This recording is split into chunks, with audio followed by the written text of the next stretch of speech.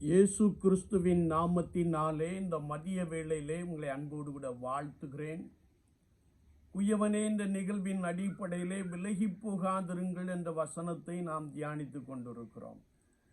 இன்றைக்கும் யாத்ராமத்தின் புஸ்தகம் 15ஆம் அதிகாரம் 13ஆம் வசனத்தை நாம் வாசிக்கின்ற போது, நீர் மீட்டு கொண்ட இந்த ஜனங்களை உமது கிருபையினாலே அழைத்து வந்தீர் என்ற ஒரு வசனத்தை நாம் இங்கே வாசிக்க முடியும்.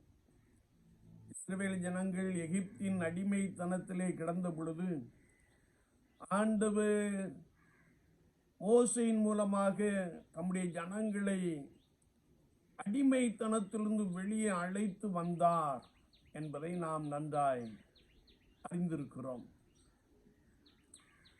அது ஏன் அப்படி அழைத்து வந்தாரே என்றால், கர்த்தருடைய வார்த்தை சொல்லுகிறது, உம்முடைய கிருபையினாலே நீர் அழைத்து வந்தீர்.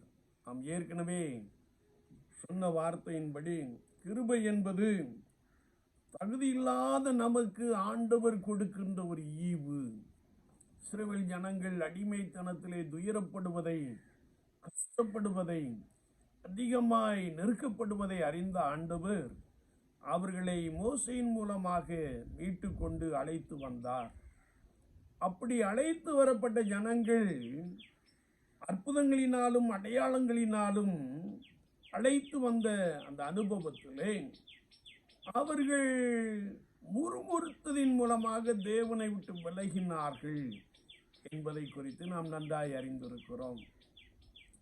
ஒரு விசை மோசே சீனாய் மலையிலே 40 நாள் புசியாமலும் குடியாமலும் கர்த்தருக்காக காத்திருந்த பொழுது, இவர்கள் கீழே தங்களுக்கென்று ஒரு விக்கிரகத்தை உண்டு பண்ணி அவர்கள் தேவனை விட்டு விலகினார்கள். இன்னுமாக ஒருவேளை தண்ணீர் கவனத்திலே காணப்பட்ட பொழுது முறுமுறுத்தார்கள்.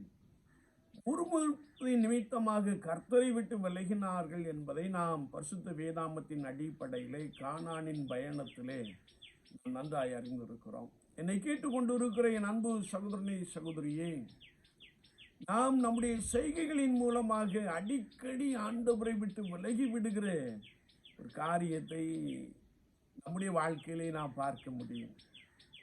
நாம் அழைப்பை பெற்றவர்கள், பிரித்தெடுக்கப்பட்டவர்கள், நெருக்கத்தின் மத்தியிலும் கர்த்தரை நோக்கி பார்க்க வேண்டியவர்கள் என்பதை எல்லாம் மறந்து நாம் விரும்புகிற காரியம் நமக்கு வாய்க்கவில்லை என்றால், நாம் கர்த்தரை மாத்திரம் விட்டு விலகவில்லை, ஆலயத்திற்கே வராமல் போய்விடுகிற, குறிப்பாக பரிசுத்த பந்தியிலே பங்கேற்கக்கூடிய தேவனோடு கூட ஒப்புரமாகிற அந்த தன்மையை விட்டே நாமில் சிலர் விலகி போயிருப்பதை நாம் நன்றாய் அறிந்திருக்கிறோம். கர்த்தருடைய வார்த்தை சொல்லுகிறது, நீர் மீட்டு கொண்ட இந்த ஜனங்களை உமது கிருபையினாலே அழைத்து வந்தேன். நாம் நடந்து போவது, நாம் உட்கார்ந்திருப்பது, நாம் வாழ்வது ஆண்டவருடைய கிருபை என்பதை ஒருபோதும் நாம் மறந்துவிட வேண்டாம். எனவே விசுவாச வாழ்க்கையிலே எப்படிப்பட்ட செயல்பாடுகளினாலே நான் ஆண்டவரை விட்டு அல்லது ஆண்டவருடைய கிருபையை விட்டு விலகி இருக்கிறேன் என்பதை நாம் எண்ணி பார்த்து கர்த்தரண்டை நம்மை திருப்பிக் கொள்ளுவோம்.